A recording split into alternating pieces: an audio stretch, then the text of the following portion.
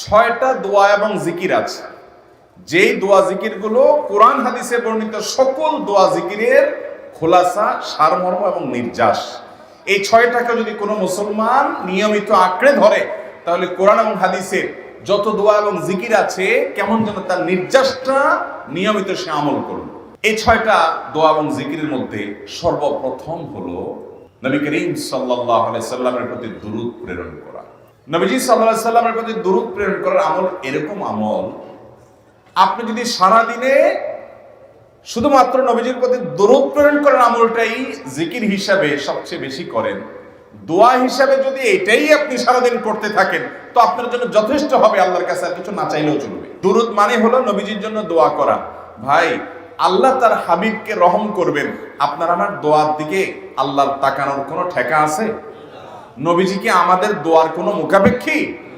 কিন্তু আমরা তার জন্য দোয়া করলে ওই চান্সে আল্লাহ তাআলা আমাদের প্রতি অনুগ্রহ করবেন। একবার না, আপনি নবীজির প্রতি একবার রহমতের দোয়া করবেন, একবার দুরূদ পাঠ করবেন, মান সাল্লা আলাইয়া মাররাতান সাল্লাল্লাহু আলাইহি আশরা। নবীজি সাল্লাল্লাহু আলাইহি সাল্লাম বলেছেন, একবার আমার জন্য তোমরা দোয়া করলে, আমার প্রতি দুরূদ পাঠ করলে, আল্লাহ তাআলা তোমাদের জীবনে 10 বার 10 জায়গায় 10 টাইমস তোমাদের উপর আল্লাহ তাআলা অনুগ্রহ করবেন। আপনি টেরও পাবেন না কত জায়গায় আল্লাহ অনুগ্রহ করেছেন, আল্লাহ বাঁচাই নিছেন, একটুর জন্য শেষ হয়ে যান নাই। ওই যে দুরূদ পড়ছেন, আল্লাহ তাআলা রক্ষা করছে, আপনি খবরও নাই, আল্লাহ তাআলা আপনার প্রতি বিশাল একটা দান করছে, আপনি লক্ষ্য করেন নাই। ওই যে দুরূদ পড়ছেন একবার, 10 দান রহমত হবে। এভাবে যত দুরূদ পড়বে সে তত রহমত এবং অনুগ্রহ পাবে। ভাইরা আমার, দুরূদের আমল এমন একটা আমল যে আপনার জীবনে কোনো বিপদ, কোনো মুসিবত, কোনো পেরেশানি, কোনো সমস্যা দেখা দিয়েছে, আপনি যদি দুরূদ পড়তে থাকেন, কোনো কিছু মনে আসছে না, অনেক সময় ছাত্র জিজ্ঞেস করে, ভাই পরীক্ষার হলে পড়া ভুলে গেছি, কি করবো? ওকে দুরূদ পড়া শুরু করেন। আরবদেরকে দেখা যায় কোনো কিছু ভুলে গেলে তারা বলে আল্লাহুম্মা সাল্লি আলা মুহাম্মদ, আল্লাহুম্মা সাল্লি আলা মুহাম্মদ, এটা শুরু করে তারা। কারণ নবী করিম সাল্লাল্লাহু আলাইহি সাল্লাম এর হাদিস থেকে স্পষ্টভাবে, একটি নয় বহু হাদিস থেকে প্রমাণিত, যে ব্যক্তি দুরূদটা নিয়মিত পাঠ করবে, সালাত আলা নবীটাকে যে ব্যক্তি আঁকড়ে ধরবে, সব সময় তার মুখ থেকে সালাত সালাত সালাম চলতে থাকে, এই ব্যক্তির সকল গুনাহ আল্লাহ মাফ করে দিবেন, সকল পেরেশানি আল্লাহ তাআলা মুক্ত করে দিবেন। ভাইরা আমার, দুরূদের আমলটা এত গুরুত্বপূর্ণ আমল, এটা আমরা করি এখন। অনেকে আছেন যে আনুষ্ঠানিকতা যখন থাকে দুরূদের, মিলাদের, তখন একটু সালাত আলা নবী যেভাবে করেন। আর বাকি অনেকে আছেন যেগুলো করারও কোনো খোঁজ খবর নাই। দুরূদ বেশি বেশি করে পাঠ করবো তো ইনশাআল্লাহ। সবচেয়ে শ্রেষ্ঠ দুরূদ, সবচেয়ে উত্তম দুরূদ হলো দুরূদ ইব্রাহিম, যেটা নামাজে পড়েন। আর সবচেয়ে সংক্ষিপ্ত দুরূদ হলো সাল্লাল্লাহু আলাইহি ওয়াসাল্লাম। এছাড়া নবীজির প্রতি দোয়ামূলক যে কোনো দুরূদই আল্লাহর কাছে গ্রহণযোগ্য হতে পারে, যদি দুরূদের অর্থের মধ্যে, কথা বলার মধ্যে খারাপ কিছু না থাকে। তাহলে 6টা দোয়া হলো কোরআন হাদিসের শত শত সহস্র দোয়ার নির্যাস এবং খোলাসা। তার 1 নম্বর হলো দুরূদের আমল। অতএব দুরূদের আমল বেশি বেশি করবো না ইনশাআল্লাহ। ইস্তেগফার, এটাও বেশি বেশি করতে হবে।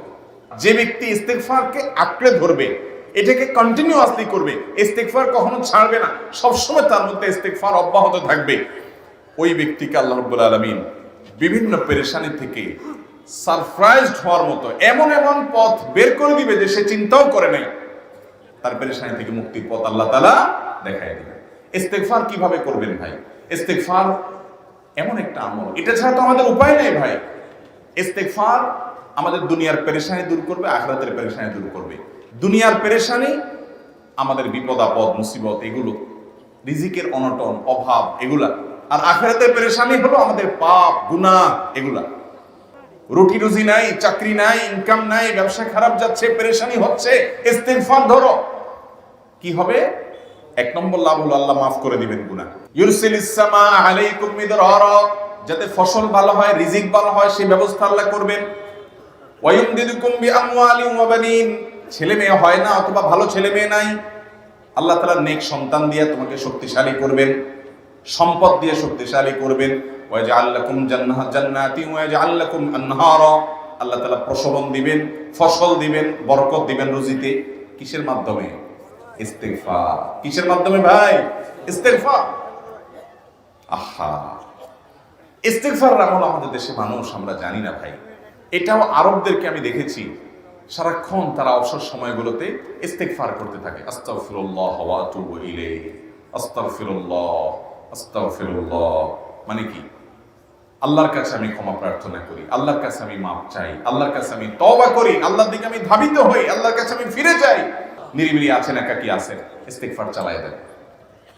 10 সেকেন্ড টাইম পাইছেন, ইস্তেগফার শুরু করে দেন। ডাক্তারের কাছে গেছেন, ওয়েটিং এ আছেন, বসে আছেন, ইস্তেগফার করতে থাকেন। সিরিয়াল আছেন কোনো কাজে, ইস্তেগফার করতে থাকেন। ডিউটিতে যাচ্ছেন, গাড়িতে, বাইসাইকেলে, বাইকে, যে কোনো ভাবে পায়ে হেঁটে ইস্তেগফার করতে থাকেন। যে কোনো অবসরের সময়গুলোকে ইস্তেগফার দিয়ে পরিপূর্ণ করে দেন। ভাইরা আমার, ইস্তেগফার সকল সমস্যার সমাধান। ইস্তেগফারের ভিতরে সবচেয়ে শ্রেষ্ঠ ইস্তেগফার হলো সাইয়্যিদুল ইস্তেগফার। সাইয়্যিদুল ইস্তেগফারটা যদি মুখস্থ না পারেন, অন্তত লিখিত ভাষণটা পড়েন। সাইয়্যিদুল ইস্তেগফারের যে অর্থ, এটার যে মর্ম, বড় হৃদয়গ্রাহী ভাই, বড় মর্মস্পর্শী। ইমানদার এটার অর্থের দিকে তাকায় যদি পড়ে, তো তার অন্তর না গলে পারে না। ভাইরা আমার, অর্থের দিকে লক্ষ্য করে করে, মর্মটা বুঝে বুঝে একটু সাইয়্যিদুল ইস্তেগফার পড়েন। লেখা দেখে দেখে পড়েন, ইউটিউব থেকে দেখে দেখে পড়েন, কিন্তু পড়েন। এত বড় ইস্তেগফার পড়তে পারেন না, কোনো পেরেশানি নেই, কোনো অসুবিধা নেই। সবচেয়ে ছোট ইস্তেগফার হলো আস্তাগফিরুল্লাহ। আল্লাহ, আপনার কাছে ক্ষমা চাই, কত ভুল হয়ে যায়, কত অন্যায় হয়ে যায়। ভাইরা আমার, এটা হলো রিমুভার। ভুল করে কিছু লিখছেন, রিমুভ করে ফেলছেন, শেষ হয়ে গেছে। আপনি ঘন ঘন ইস্তেগফার করতে থাকেন। অগণিত ভুল হয়, অগণিত ত্রুটি হয়, বারবার ইস্তেগফার এগুলোকে সবগুলোকে শেষ করে দেয়। ভাইরা আমার, নিরাপত্তা এনে দেয়। আল্লাহ কোরআনে কারিমে বলেছেন যে আপনার রব আপনার কওমের প্রতি আযাব নাযিল করবেন না যদি আপনি থাকেন। আর যদি তারা ইস্তেগফারে রত রাখে, তাহলে গণ আযাব আল্লাহর পক্ষ থেকে আসবে। আরেকটা ইস্তেগফার হাদিসে বর্ণিত, আস্তাগফিরুল্লাহাল্লাযী লা ইলাহা ইল্লা হুয়াল হাইয়ুল কাইয়্যুম ওয়া আতুবু ইলাইহি ওয়া লা হাওলা ওয়া লা কুওয়াতা ইল্লা বিল্লাহ। এটাও ইস্তেগফার। তাহলে একটা বড় ইস্তেগফার, একটা মিডিয়াম, একটা ছোট, যার যেটা সুবিধা হয় এটা পড়েন। বড়টা হলো সাইয়্যিদুল ইস্তেগফার, সবচেয়ে শ্রেষ্ঠ ইস্তেগফার, যেটা হাদিসে বর্ণিত হয়েছে। সাইয়্যিদুল ইস্তেগফার নবীজি সকাল সন্ধ্যা পাঠ করতেন, বিভিন্ন সময় পাঠ করতেন, রাতে পাঠ করার কথা বলতেন। সাইয়্যিদুল ইস্তেগফার পাঠ করলে আল্লাহ রাব্বুল আলামিন ওই দিনে, ওই রাতে, ওই ব্যক্তি মারা গেলে তার সব গুনাহ খাতা মাফ করে তাকে জান্নাত দিবেন ইনশাআল্লাহ। অতএব ভাইরা আমার, ইস্তেগফার বেশি বেশি করতে হবে। চেষ্টা করব না ইনশাআল্লাহ ইস্তেগফার করার। নাম্বার 3, এটা আমাদের বেশিরভাগ মানুষ জীবনে হয়তো শুনেনও নাই, অনেকে হয়তো শুনছেন, আমল করা হয় না। খুব সীমিত সংখ্যক আল্লাহর বান্দার আমলের তৌফিক হয়। সেটা হলো ইয়া যাল জালালি ওয়াল ইকরাম। এটা একটা জিকির, আল্লাহ তাআলাকে ডাকা, আহ্বান করা, এটাই জিকির। ইয়া যাল জালালি ওয়াল ইকরাম। নবী করিম সাল্লাল্লাহু আলাইহি সাল্লাম বলেছেন, আলিযু বিয়া যাল জালালি ওয়াল ইকরাম। তোমরা ইয়া যাল জালালি ওয়াল ইকরাম এটাকে আঁকড়ে ধরো, এটাকে নিয়মিত করো, বেশি বেশি করে বলতে থাকো এটাকে সব সময় এটাকে মুদাওয়ামাতের সাথে কন্টিনিউয়াসলি এটা বলতে থাকো, ইয়া যাল জালালি ওয়াল ইকরাম। অনেক উলামায়ে কেরাম, মুহাদ্দিসিনে কেরাম ইয়া যাল জালালি ওয়াল ইকরাম কেন নবীজি এত বেশি বলতে বলেছেন, এটার মাধ্যমে আমাদের লাভটা কি, এর ব্যাখ্যা করতে গিয়ে বলেছেন, ইয়া যাল জালাল মানে হলো হে মহান, মহান বড়ত্বের অধিকারী, হে জালালের অধিকারী, হে জালাল, ওয়াল ইকরাম হে দানশীল। তাহলে প্রথম বাক্যে আল্লাহর বড়ত্বের কথা স্বীকৃতি দিয়ে প্রশংসা করা হয়, আর দ্বিতীয় বাক্যে হে দানশীল বলে আল্লাহ তাআলার কাছ থেকে চাওয়া হয় যে আপনি যেহেতু দানশীল এবং আপনি যদি মহান, অতএব আপনি আমাকে দান করেন। এটা ডাকলেই, আল্লাহকে এই বলে ডাকলেই চাওয়া হয়ে যায়। এই জন্য বেশি বেশি করে ইয়া যাল জালালি ওয়াল ইকরাম করতে হবে। অনেকে হয়তো নতুন শুনেছেন, আজকে থেকে শুরু করে দিবেন ইয়া যাল জালালি, সকাল বিকাল। মনে থাকে না তো লিখে লিখে ওয়ালে টাঙায় দেন। বাসা বাড়িতে এমন জায়গায় লিখে রাখেন তাকাইলেই নজরে পড়ে, কারণ মোবাইলে আমাদেরকে সবকিছু ভুলাই দেয়, দুনিয়ার ব্যস্ততা সব ভুলাই দেয়। এই জন্য বেশি বেশি ইয়া যাল জালালি ওয়াল ইকরাম করব।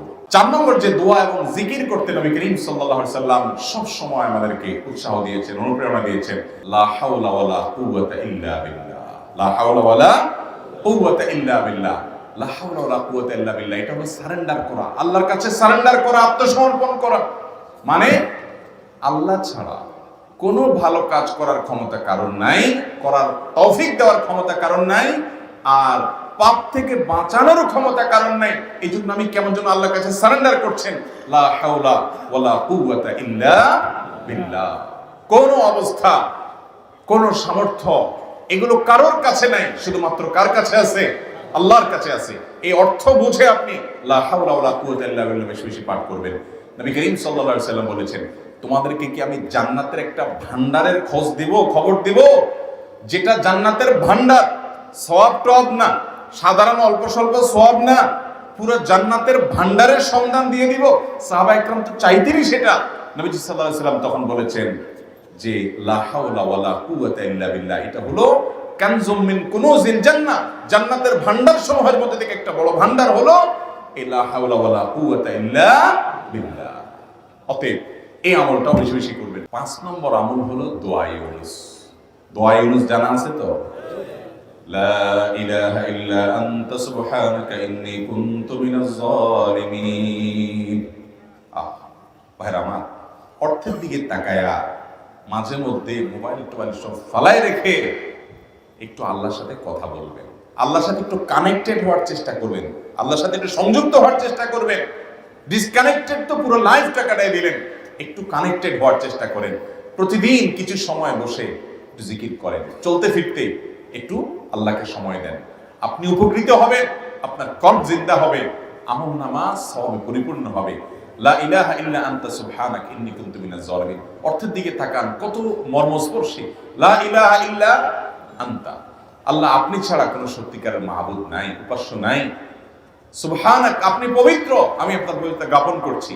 ইন্নী কুনতু মিনাজ জালিমিন, তবে আমি সেই সব মানুষদের অন্তর্ভুক্ত যারা নিজের প্রতি নিজে জুলুম করেছে, অবিচার করেছে, অন্যায় করে আমার নিজের পায়ে নিজে কুড়াল মেরেছি বহু। অতএব আপনি আমাদের প্রতি রহম করেন। এই দোয়া পাঠ করে আপনারা সবাই জানেন আল্লাহর একজন নবী, তিনি জীবনের সবচেয়ে কঠিন পরিস্থিতির মুখোমুখি হয়ে এমন বিপদে পড়েছেন যে বিপদ থেকে উদ্ধারের কোনো পথ ছিল না। দুনিয়াবি সকল সিস্টেম বলবে যে সমুদ্রে নিক্ষেপিত হয়ে বিশাল বড় সমুদ্রে প্রাণী মাছের পেটে চলে গেলে সে মানুষ আবার বাঁচে কিভাবে? মুহূর্তের ভিতরে তো মারা যাবে অক্সিজেনের অভাবে। এটাই দুনিয়ার সিস্টেম বলে। আল্লাহ তাআলা অলৌকিক ভাবে, লৌকিক সিস্টেমের ঊর্ধ্বে রেখে আল্লাহ তাআলা তাকে এই বাক্য পাঠ করার কারণে, এর মাধ্যমে আল্লাহ তাকে মুক্তি দান করেছেন। এবং আল্লাহ তাআলা এই ঘটনা কোরআনে উল্লেখ করার পর একটা সুসংবাদ বলছেন আমাদের সবার জন্য, বিরাট বড় আনন্দের সংবাদ। আল্লাহ বলেছেন ওয়াকাযালিকা নুনজিল মুমিনিন। এই বাক্য পাঠ করার পর ইউনূস আলাইহিস সালামকে শুধু রক্ষা করেছেন আল্লাহ, তাই নয়, আল্লাহ বলেছেন একইভাবে তাকে যেরকম রক্ষা করেছি, এই বাক্য যদি কেউ পড়ার মতো পড়ে, হক আদায় করে পড়ে, মনের গভীর থেকে পড়ে, মর্ম উপলব্ধি করে পড়ে, নিয়মিত পড়ে, ওয়াকাযালিকা নুনজিল মুমিনিন, ঈমানদারদেরকে আমি রক্ষা করে দেব। ভাইরা আমার, আমরা বিপদ আপদে পড়লে হুজুরদের কাছে চলে যাই দোয়ার জন্য। অনেকে মাজারে চলে যায়, সেখানে মানত করে, টাকা পয়সা দেয় বিপদ উদ্ধার করার জন্য। কপাল পড়া জানে না ও কার গোলাম, ও আরশ আজিমের মালিকের গোলাম, তার সাথে ডাইরেক্ট কানেক্টেড হওয়ার সুযোগ আছে, শুধু ইউজ করলে হয়, সুইচ দিলেই হয়। কপাল পড়া জানে না, ডানে বামে গিয়ে নিজের আমল বরবাদ করে, ঈমান বরবাদ করে, তাওহীদ নষ্ট করে। ভাইরা আমার, তাহলে যে কোনো সমস্যা ফিল করি অথবা স্বাভাবিক অবস্থাতে দোয়া ইউনূস পাঠ করব। ভাইরা আমার, আল্লাহর দিকে ধাবিত হব তো ইনশাআল্লাহ। 6 নম্বর হলো সুবহানাল্লাহ, আলহামদুলিল্লাহ, লা ইলাহা ইল্লাল্লাহ, আল্লাহু আকবার। এই বাক্যগুলো দেখবেন ঘুরে ফিরে নবী করিম সাল্লাল্লাহু আলাইহি ওয়াসাল্লাম সারাদিন পড়তেন। 5 ওয়াক্ত নামাজের পরে 33 বার দেখবেন। আবার দেখবেন সকাল সন্ধ্যায় সুবহানাল্লাহি ওয়া বিহামদিহি 100 বার, সুবহানাল্লাহি ওয়া আলহামদুলিল্লাহি আল্লাহু আকবার 100 বার। আবার এগুলো মাঝে মধ্যে 10 বার, রাতে শোয়ার সময় 33, 34 বার। বিভিন্ন সময় দেখবেন ঘুরে ফিরে এই সুবহানাল্লাহ, আলহামদুলিল্লাহ, লা ইলাহা ইল্লাল্লাহ, আল্লাহু আকবার, এগুলো একটা মিজানের পাল্লাকে পরিপূর্ণ করে দেয়। কোনটা আসমান এবং জমিনের মধ্যবর্তী জায়গায় সব দিয়ে পরিপূর্ণ করে দেয়। এত বেশি ফজিলতপূর্ণ জিকির। এইজন্য পুরো কোরআন হাদিসের দোয়া এবং জিকিরের নির্যাসের শেষ এবং 6 নম্বর হলো বেশি বেশি করে দিন রাত 24 ঘন্টা যখন সুযোগ পাবেন, যেখানে যেখানে হাদিসে যে সংখ্যা বলা আছে ওটাতে করবেনই, ওর বাইরেও বেশি বেশি করে সুবহানাল্লাহ, আলহামদুলিল্লাহ, লা ইলাহা ইল্লাল্লাহ, আল্লাহু আকবার বেশি বেশি করব না ইনশাআল্লাহ? নিয়মিত করব তো ইনশাআল্লাহ?